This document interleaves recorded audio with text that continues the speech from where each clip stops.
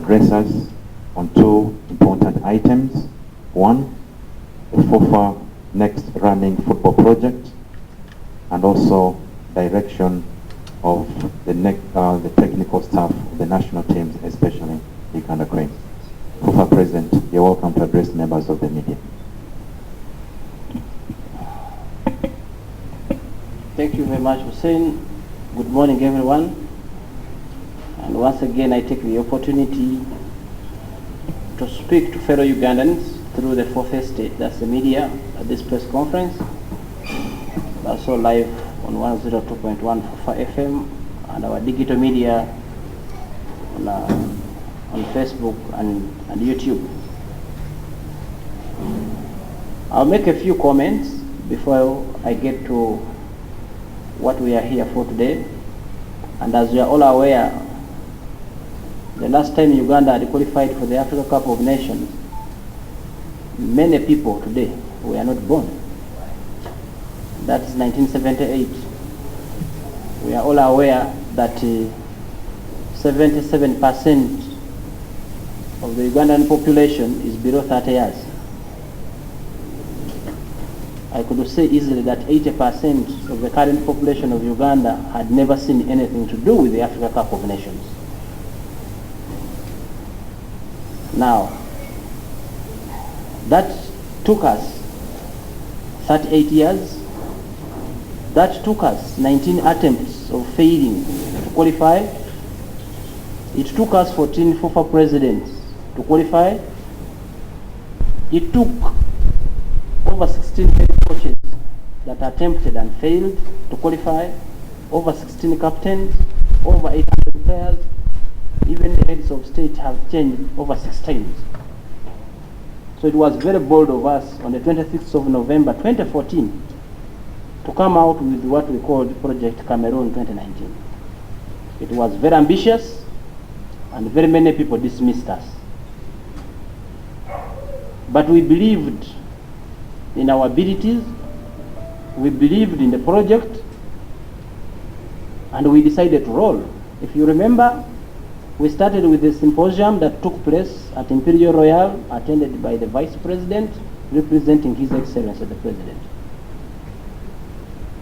And there are many people who dismissed us, saying sporting results are not gotten from workshops, they are not gotten from symposiums. But anything that is organized, that is programmed, you must sit down and first understand where your challenges are, and you also try to address them. It's at that point that we highlighted 8 pillars, for those who remember, that we need to address for us to be able to qualify. And we highlighted these 8 pillars. At the end of the day, we did not only achieve the objective of qualifying for Cameroon 2019, but we achieved this project objective much earlier in 2017, when we qualified to go to Gabon. The project continues, and in 2019 we qualify in what people said was an easier group, but we qualified much easily with a game to go, not conceding, leading a group. We did not stop at that. When we went into the finals, we played in the finals and played very beautiful football, that every Ugandan accepts that we played very beautiful football, and at the same time we are able to qualify to the knockout stages. And at the knockout stages, or at AFCON finals, we were able to play against the best players on the continent, if not the world. In the second round, we were able to play against the best team on the continent at the moment, and that is Senegal, with the best players on the African continent. For us, that was a very good opportunity to measure our progress to where we are coming from and where we want to go. If we are playing the best teams on the continent and they are also deciding to waste time while playing against us with only a goal, it shows how much respect we have gained on the continent and a good direction in the development of the game of football towards our main objective. Now we are here to close that project. Because the way we work in FUFA, we have a bigger goal, and this bigger goal gives us the direction of how other mini projects can fit in. When you see the younger referees program, when you see the training of coaches, when you see the FUFA drum, all of these things have come to support the project 2019 that was supposed to be in Cameroon. Now that we have achieved, I can say overachieved, in this particular area, we need to open a new chapter, such that, again, our objectives fit in the bigger goal. Of course, there have been a few challenges, but we have been able to achieve a lot of things today. We have played against the best teams, the best players on the continent, putting up very decent results. And I can tell you, across the African continent, Uganda is considered one of the emerging forces. And we think we deserve that as a country. Definitely there are some areas we need to work on. We still have a challenge of our players not making it into the top leagues in Europe. We have realized that that's probably the edge that separates us between some of the big teams on the continent. You will play against Egypt, overrun it in all statistics, but one moment of a certain Mohamed Salah might be the determinant moment. So we realize that we have a challenge of pushing our players into the top leagues in Europe. They have the ability. I'm sure all of us are sure that they have the ability, because when we play against them, we play. So as a federation, in our next program, we want to find a way of our players going into the top leagues in Europe, such that when we come to compete, we are competing on a level platform. I would also like to mention something very briefly, that there are some forces that try to bring down all these achievements by trying to depict a very wrong picture about the institution of FUFA. The institution of FUFA is very healthy, is working, its governance systems and structures are very proper, and for us they are the reason why we have been able to achieve. Anybody attempting to bring this, I'll just quote what His Excellency the President said the other day. Anybody who brings partisan politics into football is an idiot. I'm just quoting. And that was said, at least the media who were there might have quoted that. Football is supposed to unite all the people. It's supposed to be the happiness. You saw the friends that went on in the country when our team was playing on the continent. Everybody, everywhere. That's what football is supposed to bring to our nation. But I would like also to give very basic statistics that since 2014, when we started this project of 2019 in Cameroon, and these are statistics, you may find that the players who have been consistent, they could have earned up to 700 million Uganda shillings each. And remember, whenever I come to this press conference and give statistics, they are not disputed. Each. As a federation, we are proud that we have been able to look around for these resources. The players who have played this generation, it will be up to them. If later they don't have the money they have earned. The national team is paying much more than the clubs some of these players are playing in, which is not supposed to be the case. 700 million Uganda shilling that each could have earned out of the campaign since 2014 up to now. If I want to be even more specific to the campaign of 2019, some players could earn up to 500 million in this 2019 campaign from the qualifications into the finals. And I also want to say that all this money has been paid. As we speak today, there is no single player who is owing even a single dollar from FUFA. It is just 2 days, the tournament even is still going on, isn't it? But there is no single player, and when we come out and say we have paid these players all the money, people come out and say it is not true. It is not possible. FUFA has not paid the players. I don't know where it comes from. We are saying we have paid. There is nobody who is disputing. The recipients of the money have received it. Today as we speak, there is not a single dollar, not a single shilling probably apart from one particular player who has had a challenge with his account. The rest of the players, totally. But the image which comes out is that FIFA is actually not paying. Now, these are detractors who are interested in trying to bring down this success. This success is not for individuals. This success is for this country. It is for all of us. I saw very many Ugandans who were very happy, very excited when the team was doing well. It takes a lot of effort by the federation for us to be where we are. A lot of effort. And in our symposium in 2014, one of the 80 pillars we said we must reorganize ourselves as a federation. There are certain things we need to be doing. We need to bring in resources. We need to bring in, Then finally, let me also talk about one thing that has excited people, is the departure of the coach. The coach and FIFA agreed to terminate a contract. And this happened. Those who are following the game of football, a coach is not a prisoner. The game of football, coaches come and go. They come and go. It happens everywhere in the world. Even in the first world of football, it happens. Coaches come and go. Some are fired, some resign, some agree. For us, it was a mutual agreement between the two parties, such that we can pursue our different goals differently.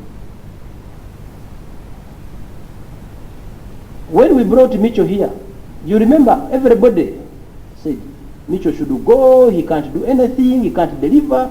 We proved you people wrong. We proved people wrong. And at the end, when Mitchell was going, everybody was saying, pay Mitchell. He's our coach. Why are we losing our coach? Now he had become your coach, not FUFA's coach. And when Mitchell was paid, nobody says anything. Today, we recruited the Sabri. And everybody said he's useless, he can't take us anywhere. Today, when he's going, he's our coach. But there's one constant. Thank God this time nobody is talking about pay the Sabri. And that should be noted. How have we transited from the previous stage where we were talking about payments to a stage whereby people just agree and say, well, I have different objectives, the federation has different objectives, can we move on? And we agree to move on. And it is FIFA that brought in this coach. The constant, the FIFA which brought in Mitchell is the same FIFA that brought in the Sabri, the same FIFA that will bring in another coach. So I would like to urge the fans to be calm, to just follow the game. As a football fan, your interest is to make sure that the team is doing well, and we will guarantee you and assure you that the team will continue doing well. Now we are here to close the project, but at the same time also to launch the new direction. And for us to launch the new direction, it comes at a point whereby we have to recognize where we have come from.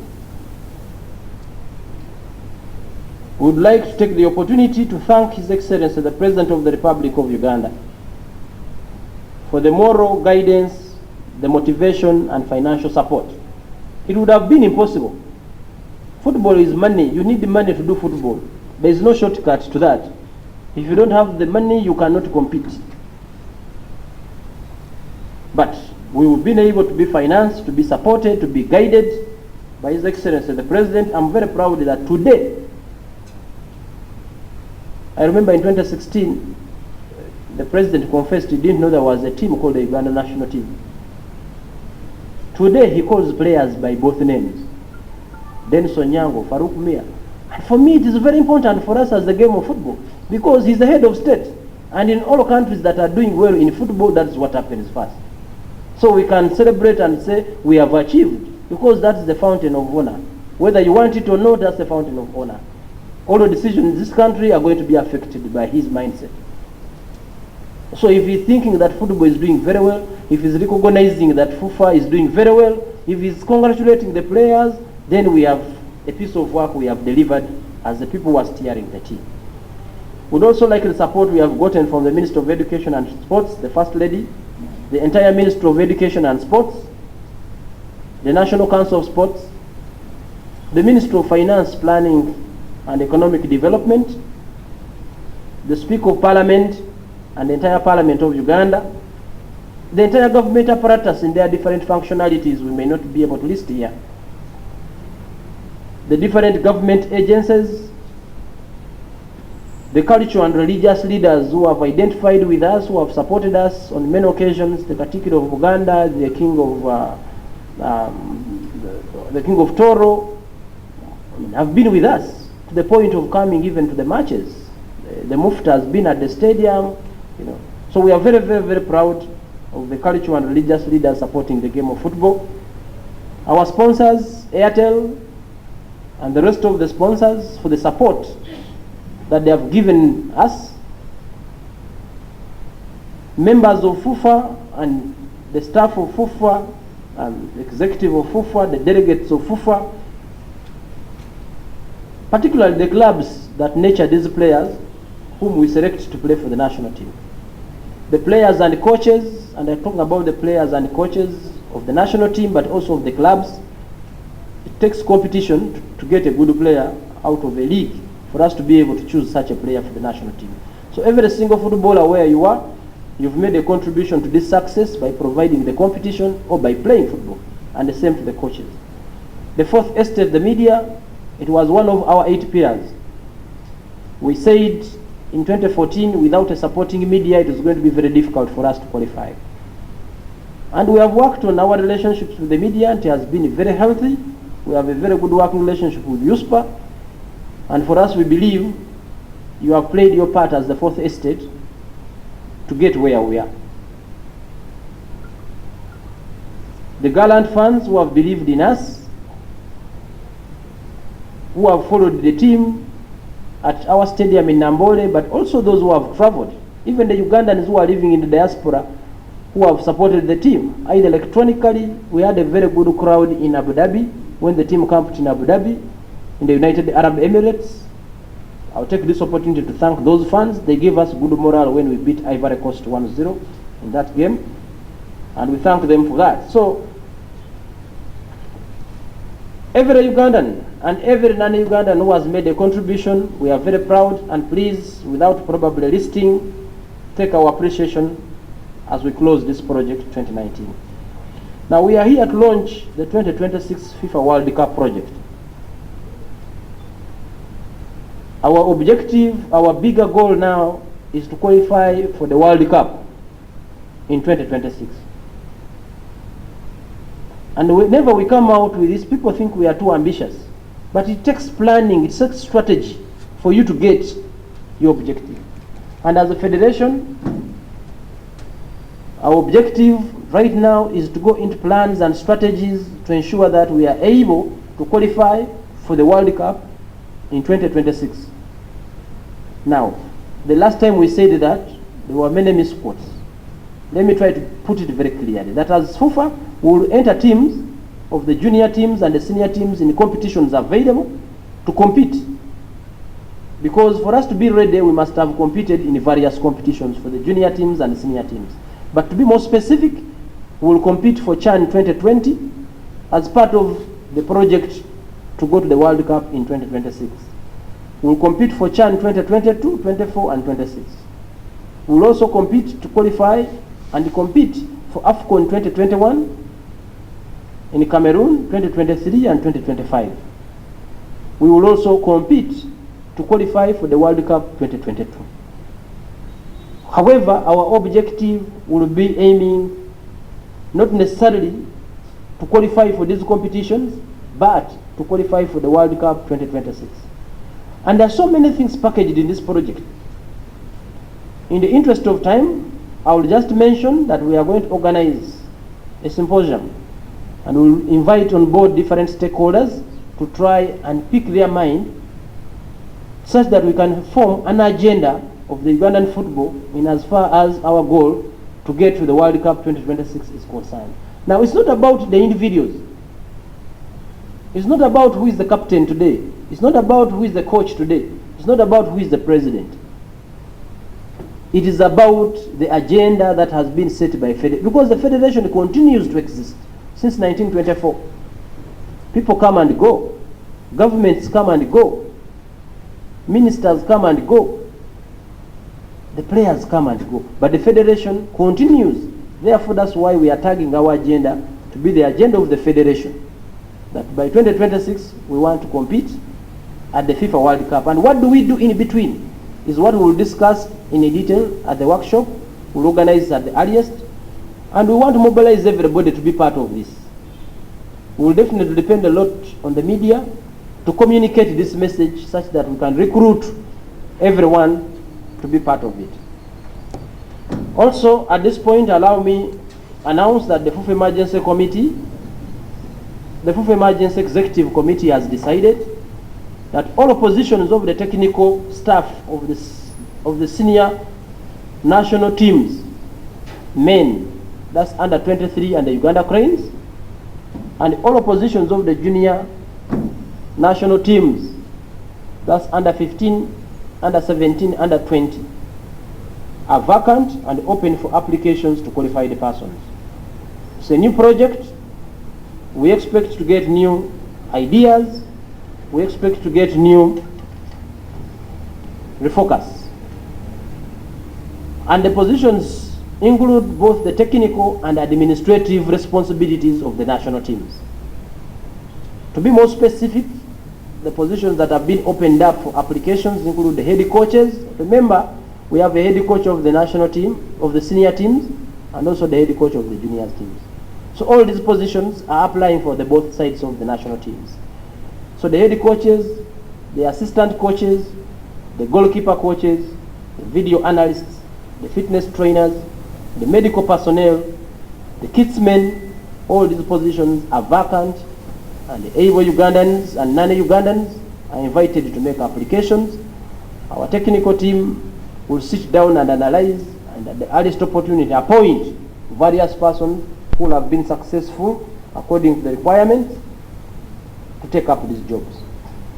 The timelines, the minimum requirements, the procedure for application can be found at the FIFA website, fufa.co.ug, and we believe that in the process we will get the best people to work for the project 2026 FIFA World Cup. Thank you very much.